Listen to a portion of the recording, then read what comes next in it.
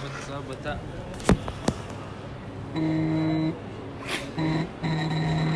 ما وصل لم تركه هذا لو سوى واحد من كمان يلا سيارة ما طبعا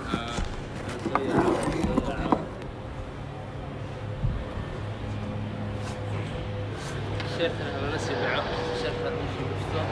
رد على شيل جرايد سلامتنا دمانتين كوبات على صوبته تلفون على دور على بوسي اسمه هو يربع عي marka waxyaabo badan baan rabnaa inaan cadeyno anigii walaalkii xariiri iyo cabdidhaanto koobaad ilaahay baa mahadle marka koobaad ayagana mahadcelinayaa asxaabta qaaligeeda barnaamijka nagala qayb qaadatay waa cabdi ugu horreeya walaalkii cabdi mar waxaan ku leeyahay waa mahadsantahay walaal thank you aad iyo aad sidaa walaalka soo sheegay خلاص يا رب عيا يصير اللوف سريع عمل لوف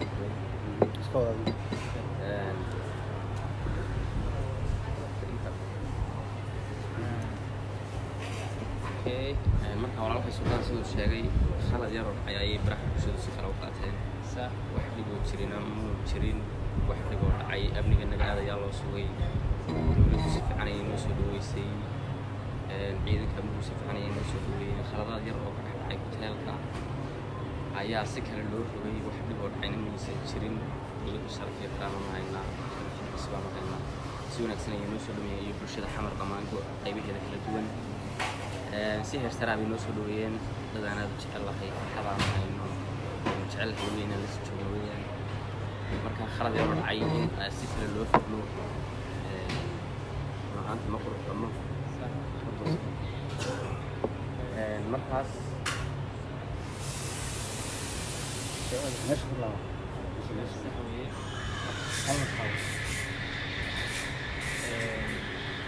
لازم ان شاء الله انا اسكت غضب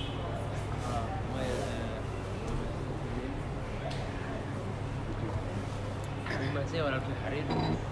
كبار وسلامة دمانتي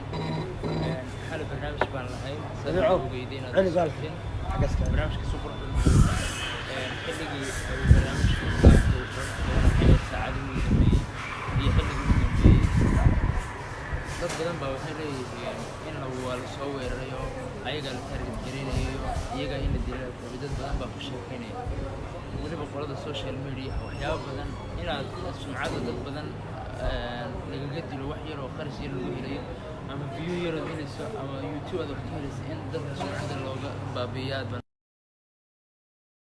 waa dadkii la soo dhaweeyey ayagoo isku duuban waa dadkii la soo dhaweeyey waa dadkii inaan xamar imaanin ugu dhigay waa dadka amniga anagay nabadayada sugayay dad baa labiskoolada lala soo galay xabada lala soo galay mashiinka wax baadhayay hal shaqsi oo shacaba biskoolada ma soo gelin wax aan la hubin ma soo gelin qof walba banaanka dhowr checkpointed lagu soo marinayay kadib mashiinka la soo mariyay meesha la isugu wada yimid marka xabada dhacday waxay ahayd askartii meesha joogtay hoteelka inaan kamida hoteelka amniga u qaabilsanay inaan kamida xabad ka qaraxday ee xabad uu qof ku ridayna ma ahayn xabad uu wax ku leynaya ama annaga uu nagu tarbigelinayna ma ahayn meeshu jam bay noqotay dadkii baa soo buuxdhaafshay stagekii baa dadkii ay soo fuuleen waxaa dhacday in xariir uu heeska uu ku jira ay stagekii dadku kusoo yaaceen kadib markuu kusoo yaaceen inankii askarigaha ilaalada hoteelka iyo inan shacaba isqabsaday markay isqabsadeen ayaa inankii shacabka ahaa ayaa inankii askariga ahaa bay isaga dhaafeen gacan qaad yar baa isu dhacay inanka askarigana wuxuu ku haystay biskoolad buu xagga dambe ku haystay sax maa cabdi ilaalada hoteelka ayaa biskoolad xagga dambe ku haystay biskooladda ammaankeedana wuu furnaa marka biskoolada markuu u foorarsaday dadkii kala qabay yiri ayay shaarkayba inankii ka raacay marka biskooladii ba soo muuqatay inan kala damcay malaha inuu shaarku u jiido samay marka wuxuu mooday in laga baxayo marka gacanta markuu ku dhuftay biskooladii inuu dhulka soo dhacday sidii bay ku qaraxday marka inankii askariga ahaa ee meesha joogay inankii askariga ahaa ee meesha joogay ayay isla asagii bay lugta kaga dhacday marka wax si kale wax loo fasiro ma ahan si kale in wax loo dhigo ma aha anagu cidna soo target gareysan ma jirto cidna soo waxaysan ma jirto taasaan u sheegayaa shacweynaha cabdi ku dhaweynaya waxa weeyaan horta siduu Suldaan sheegay weeyaan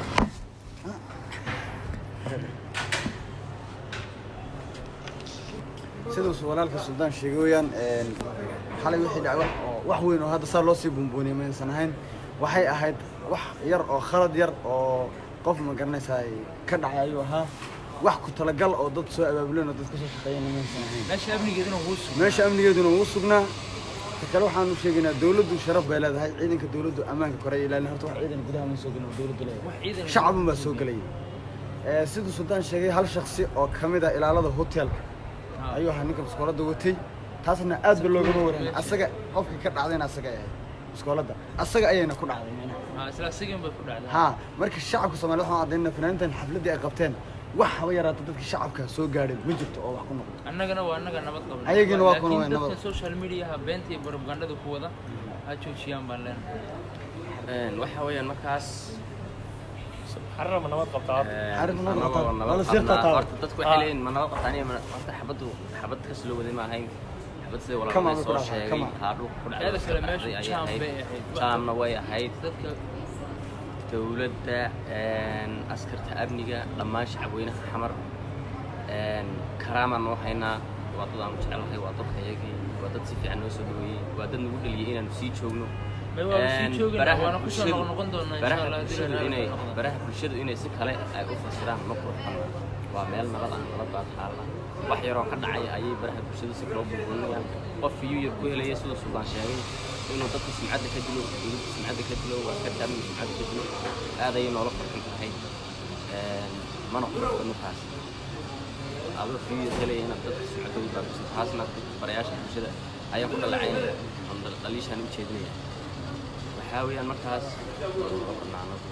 أبي كان يسوي هاي وضع وانبط سوق المستقبل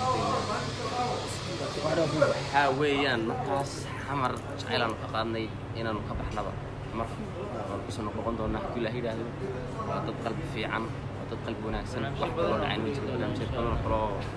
كان شو قيدي كتير كنا نوجد ما وحصل ويان هذا يا نص يا شعب وحاول يمكن وانا وصلت كان دولة بعدين سولو سيدين دجسي الله هذا نفس شرف بعدين سولو سي ما دولة وي ما حسنت الله هذا ayaga u degan yihiin ma garanaysa marka dadka yaani luqluq ka soo galay amniga ayaga sugan laakiin in la yiraahdo dawlad iyo shacab wax la isku dhufto ma aha dawladdu sharaf ay mar walba naga mudan tahay iyadoo isku duuban annagu kan shacabkana amaan iyo bogaadin ma u jeedinayna waa shacabka ayaga waa jecelnahay laakiin dadka sida khaldan wax u fasilaya waxaan leenahay walaalayaal ma fiicno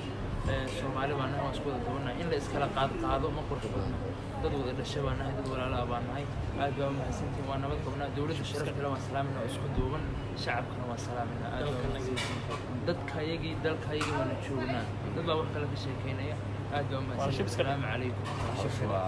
hawshu waa halkaas bay maraysaa xaaladdu waa shibis ka dheh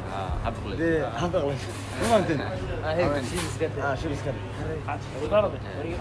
waxaa kaloo salaam yaa saaxiibka cabdinuur maxaaye soo dhaweynta nada aad uga qayb qaatay asxaab kaloona halkan ku xusi karaynin oo aad u badan waxaa weeyaan aad iyo aad shacabweynaha xamar